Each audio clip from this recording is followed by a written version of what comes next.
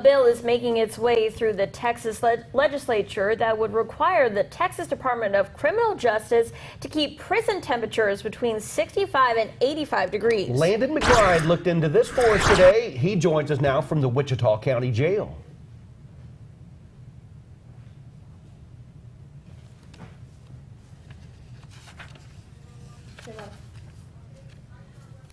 Okay, we're having some audio problems there. Landon was saying if the legislation filed passes, prisons will be held to the same requirements as jails, like the one here in Wichita County.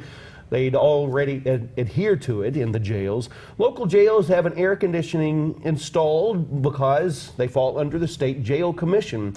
But over at the All-Red unit in Wichita County, the facility is only partially air conditioned. While the addition of air conditioning in prisons would mean a lot to the health and comfort of the inmates, that would, well, they would not be the only ones who would be benefiting if it was installed. That's right. The estimated cost to install the air conditioning. This is a huge push for the inmate population, but it's also a push for the officers that have to work in those conditions.